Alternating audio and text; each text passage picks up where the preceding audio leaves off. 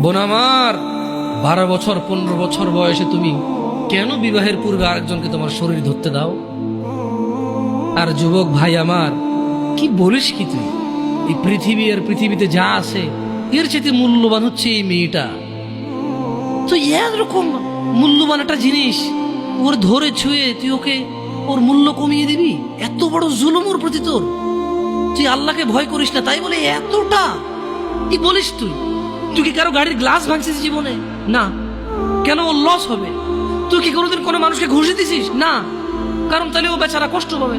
তুই কি জীবনে কারো পেটে ছুরি ঢুকাইতেছিস? না। ও মরে যাবে, তাহলে ওর ফ্যামিলি ক্ষতিগ্রস্ত, লসে পড়ে যাবে। তুই কি কারো টাকা মারছিস কোনোদিন? না। তাহলে ওর ফ্যামিলি টাকার কারণে কষ্ট পাবে।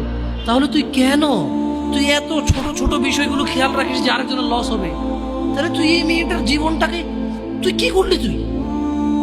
তুই পুরো পৃথিবী আর পৃথিবীতে যা আছে সবকিছু বিক্রি করলে যে সম্পদ হবে, সবকিছু অর্জন করলে যে অর্জন হবে, এর চাইতে মূল্যবান তুই ওকে সতীত্ব থেকে বের করে নিয়ে আসলি?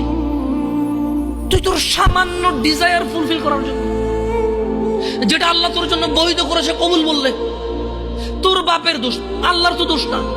তোর বাপের দোষ, সমাজের তো দোষ না।